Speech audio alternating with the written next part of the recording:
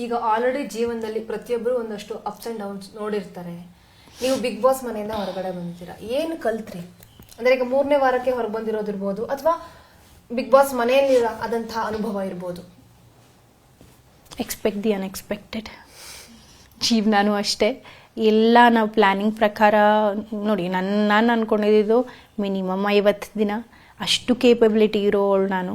ಇಲ್ಲ ಅಂದಿದ್ರೆ ನಾನು ಫಸ್ಟ್ ಆಫ್ ಆಲ್ ಹೋಗ್ತಾ ಇರಲಿಲ್ಲ. ನನ್ನ ಮೇಲೆ ನಂಗೆ ಧೈರ್ಯ ಇರಲಿಲ್ಲ ಅಂದರೆ ಇಷ್ಟು ದೊಡ್ಡ ರಿಸ್ಕೇ ತಗೋತಾ ಇರಲಿಲ್ಲ. ಸೊ 50 ದಿನ ಅಂತಾದರೂ ಜನಕ್ಕೆ ಎಷ್ಟು ಹತ್ತಿರ ಆಗಿರ್ತೀನಿ, ಒಂದು ಸ್ಟ್ರಾಂಗ್ ಕಂಟೆಂಡರ್ ಆಗಿ ರಿಜಿಸ್ಟರ್ ಆಗಿರುತ್ತೆ. ನನ್ನ ಕ್ಯಾರೆಕ್ಟರ್ ಆ ಮನೆಯಲ್ಲಿ ರಿಜಿಸ್ಟರ್ ಆಗಿರುತ್ತೆ ಜನರ ತಲೆಯಲ್ಲಿ. ಅಷ್ಟು ಹೊತ್ತಿಗೆ 50 ದಿನ ಇಸ್ ನಾಟ್ ಈಸಿ ಥಿಂಗ್. ಫಿನಾನ್ಷಿಯಲಿನೂ ಹೆಲ್ಪ್ ಆಗಿರುತ್ತೆ, ಆಪರ್ಚುನಿಟೀಸ್ ವೈಸು ಹೆಲ್ಪ್ ಆಗಿರುತ್ತೆ, ಜೊತೆಗೆ ಇಂಡಿವಿಜುವಲಿ ಕೂಡ ಹೆಲ್ಪ್ ಆಗಿರುತ್ತೆ. ಸೊ ಆ ಪ್ಲ್ಯಾನ್ ನನಗಿದ್ದಿದ್ದು. Expect the unexpected. ಸೀಸನ್ನೇ ಹಾಗೆ ಮಾಡಿದ್ದಾರೆ. ಜಂಟಿ ಕೂಡ ಎಕ್ಸ್ಪೆಕ್ಟ್ ಮಾಡಿರಲಿಲ್ಲ, ನಮ್ಗೆ ಐಡಿಯಾನೂ ಇರಲಿಲ್ಲ. ಸ್ಟೇಜ್ ಮೇಲೆ ಹೋದಾಗಲೇ ನಮಗೂ ಶಾಕ್ ಆಗಿತ್ತು. ನಾವು ಒಬ್ಬರೇ ಎಲ್ಲ ಜಂಟಿಯಾಗಿ ಹೋಗ್ತೀವಿ, ಕೈ ಕಟ್ ಹಾಕಿ ಇಷ್ಟು ದಿನ ಆರಾಮಾಗಿ ಹಾರಾಡ್ಕೊಂಡಿದ್ದ ಹಕ್ಕಿ ರೆಕ್ಕೆಗೆ ಒಂದು ದಾರ ಹಾಕಿ ಇನ್ನೊಂದು ಹಕ್ಕಿ ಜೊತೆಗೆ ಕೂಡಿಸ್ತಾರೆ ಅಂತ ನಮಗೂ ಗೊತ್ತಿರಲಿಲ್ಲ. ಆಯಿತು, ಅದನ್ನು ಚಾಲೆಂಜ್ ಆಗಿ ತೊಗೊಂಡ್ವಿ. ಫಸ್ಟ್ ವೀಕ್ ಅಲ್ಲೆಲ್ಲ ಮಜಾ ಅಲ್ವಾ, ಎಲ್ಲ ಹೊಸದಲ್ಲ, ಮಜಾ ಇತ್ತು. ಫ್ರೆಂಡ್ಶಿಪ್ ಬೆಳೀತು ಅಂತ ಅಂದ್ಕೊಂಡ್ವಿ ಬಹುಶಃ. 2ನೇ ವಾರಕ್ಕೆ ಆ ಅಡ್ಜಸ್ಟ್ಮೆಂಟ್ ಇದೆಯಲ್ಲ, ಹೊಸತನದಲ್ಲಿ ಅಡ್ಜಸ್ಟ್ಮೆಂಟ್ ಓಕೆ ಆಗುತ್ತೆ. ಈಗ ನಾನು ಹೊಸಬ್ಳು ಅಂತ ನೀವು ಅಡ್ಜಸ್ಟ್ ಆಗ್ತೀರಾ, ನೀವು ಹೊಸಬ್ರು ಅಂತ ನಾನು ಅಡ್ಜಸ್ಟ್ ಆಗ್ತೀನಿ.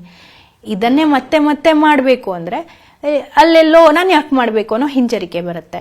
ಮತ್ತು ಅವರು ಅಲ್ಲಿ ಟಾಸ್ಕ್ಗಳೆಲ್ಲ ಆಡ್ತಿದ್ದಾಗ ನಂಗೆ ಅಫೆಕ್ಟ್ ಆಗ್ತಿದೆ ಅದು. ಯಾಕಂದರೆ ನಾನಿಲ್ಲಿ ಬಂದಿರೋದು ನನ್ನ ಆಟ ಆಡೋದಕ್ಕೆ.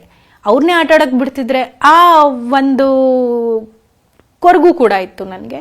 ಮತ್ತು ಒಪಿನಿಯನ್ಸ್ ಮ್ಯಾಚೇ ಆಗ್ತಿರ್ಲಿಲ್ಲ. ನನಗೆ ರಿಸ್ಕ್ಸ್ ತೊಗೊಳೋದಿಷ್ಟ. ಯಾರೇ ಆಗಿರಲಿ, ಐ ಡೋಂಟ್ ಕೇರ್. ಬಿಕಾಸ್ ಅಲ್ಲಿ ನಾವು ಸಂಬಂಧಗಳನ್ನ ಮಾಡ್ಕೊಳ್ಳೋಕ್ಕೆ ಹೋಗಿಲ್ಲ.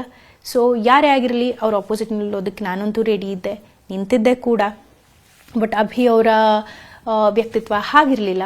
ಅವರಿಗೆ ಎಲ್ಲರ ಜೊತೆ ಒಳ್ಳೆಯವರಾಗಿರಬೇಕು, ಒಳ್ಳೆ ತಂದಲ್ಲಿರಬೇಕು, ತರಲೆ ಮಾಡಿಕೊಂಡು ಒಬ್ಬರು ಲವರ್ ಬಾಯ್ ಆಗಿರಬೇಕು. ಅಂದರೆ as in he is like that. ಅವ್ರು ಇರೋದು ಹಾಗೆ. ಅದು ಎಲ್ಲೋ ನಾನು ಸ್ಟ್ರಾಂಗ್ ಆಗಿ ನಿಂತ್ಕೊಳ್ಳು. ಇವಾಗ ಎಲ್ರಿಗೂ ಒಳ್ಳೆಯವಳಾಗೋದು ತುಂಬ ಸುಲಭ.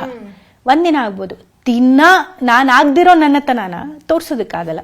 So it's okay. ನೀವು ವಿಲನ್ ಅನ್ಕೋತೀರಾ, ವಿಲನ್ ಅನ್ಕೊಳ್ಳಿ. ಸ್ಟ್ರಾಂಗ್ ಹುಡುಗಿ ಅನ್ಕೋತೀರಾ, ಸ್ಟ್ರಾಂಗ್ ಹುಡುಗಿ ಅನ್ಕೊಳ್ಳಿ.